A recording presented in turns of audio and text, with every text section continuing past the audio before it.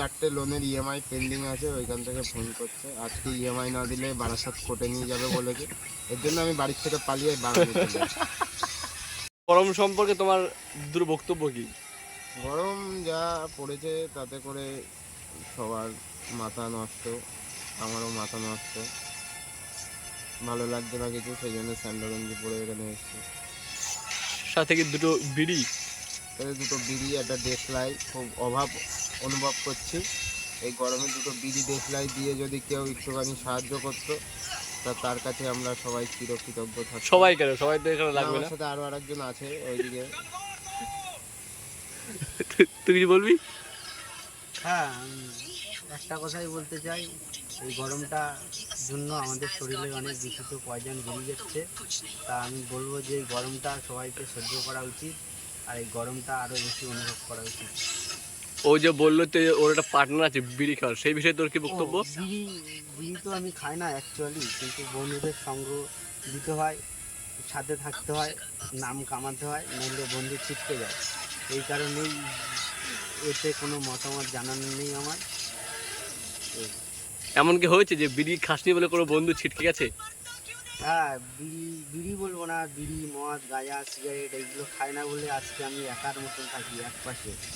কোনো বন্ধুবান্ধব কথা বলে না, কোথাও ঘুরতে গেলে আমাকে নিয়ে যায় না, ওরা আলাদা হয়ে যায় আমার থেকে। না না, এইটা এলিগেশন আছে, এটা ওই যে ব্যক্তিটা বলছে একদম পুরো মানে একদম সারাসার ঝুট বলছে। এটা কোনো ইয়ে না, একদম মিথ্যা কথা বলছে। সে ব্যক্তি খৈনি থেকে শুরু করে সব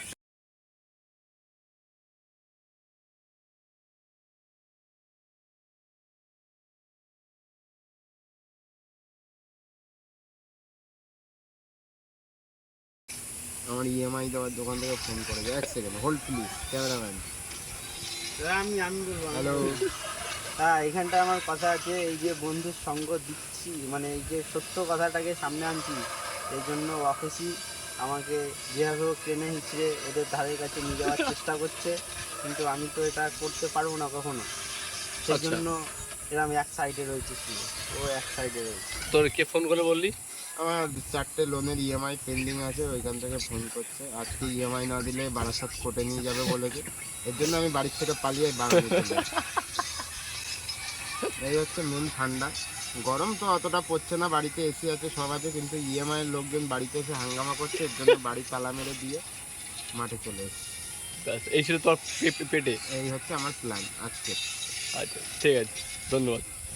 জায়গার সৌন্দর্য এখান থেকে 100 গুণ বেড়ে যাবে, শুধু এই জায়গার ডেকোরেশনটা একটু চেঞ্জ করতে হবে। যেমন তুমি এখন বর্তমানে আছো আমবাগানের মধ্যে। হ্যাঁ, এই এখানে আমবাগানটা- এখানে একটা প্রাকৃতিক হাওয়া আছে, একটা বসার জায়গা আছে, একটা বাঁশের চালি, বসে বসে শুয়ে আছে, ভালো লাগছে বেশ, সবারই ভালো লাগছে। এই যে ভালো লাগছে, এই ভালো লাগাটা দ্বিগুণ বেড়ে যেত যদি এই জায়গাটা একটু সুন্দর হতো। যেমন এই বাসের উপরে শুয়ে রয়েছে, আমার দেখতে পাচ্ছ এই হাড়গোড় শরীরে লাগছে, আরে এইগুলো দেখতে পাচ্ছ, তো ক্যামেরাম্যান জুম করলে দেখতে পাবা, এইগুলো লাগছে। তো এইগুলো আচ্ছা, এই জায়গাটা লাগছে, তাই এই লাগাটা যদি না হতো, একটু আরামদায়ক লাগতো বসার সিটটা, তাহলে বাংলাদেশের নিয়ম, বসতে চাইলে শুতে চায়, শোয়ার পরে ঘুম পায়।